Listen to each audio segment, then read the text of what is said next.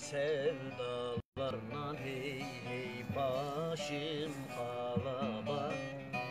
Meclisime busta hey hey yar yoktur deme. Muhammed Ali'den benler yığmışam.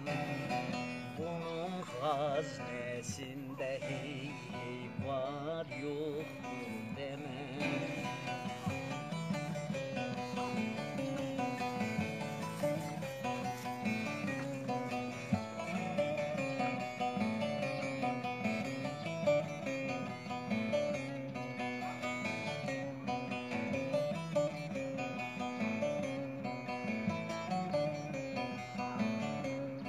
Hocam Hızır verdi ben de okuram, ben de okuram. Hikmet şufasıyam, metah okuram. İkrar hanesine girdim şakıram. Buna oturacak yer yoktur deme.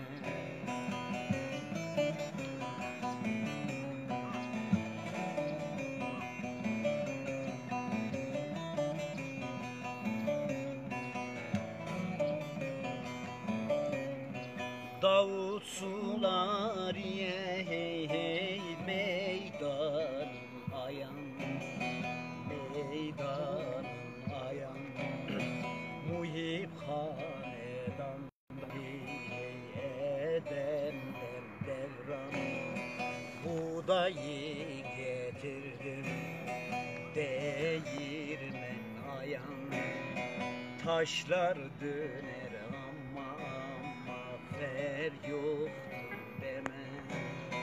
Taşlar döner ama fer yoktur deme. Fer yoktur deme.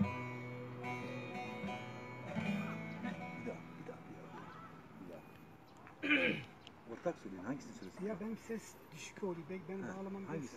Sen istiyorsan hangisini söyle? Bir Davutların mezarındayız, Edibe Ana'nın mezarındayız. Şairli'deyiz, Şairli'de. O zaman bizim kelimizi üzerine söyledin. Orada söyledin mi? He. Tamam, zanıma yok var. Orada söylemedim. Zanıma var, zanıma var.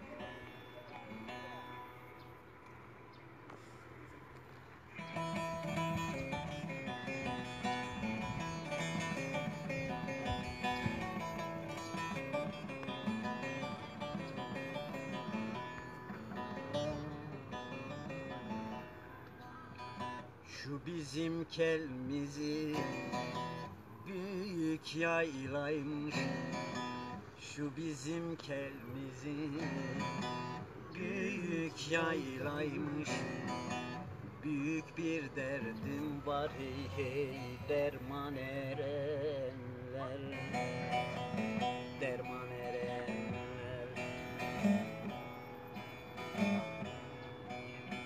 İnsanı yaradan büyük Mevlaymış, büyük Mevlaymış.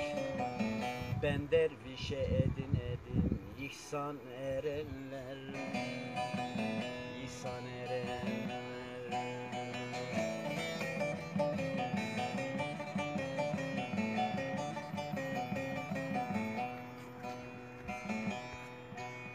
Sizler gelmiştiniz bura büyük tarlaya.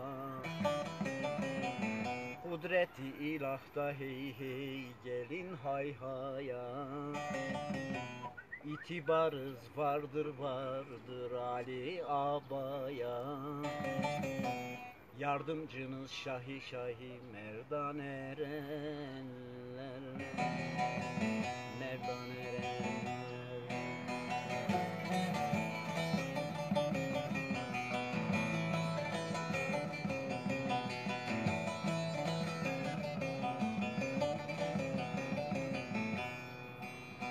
Kon kıbledir derler evet takiban.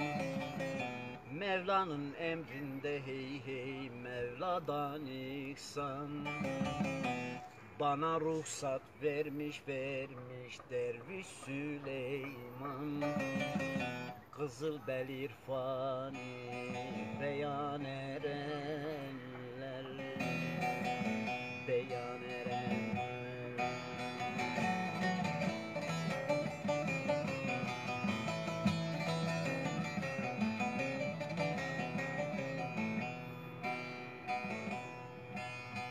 Davut sularide hey hey sizlere mehman.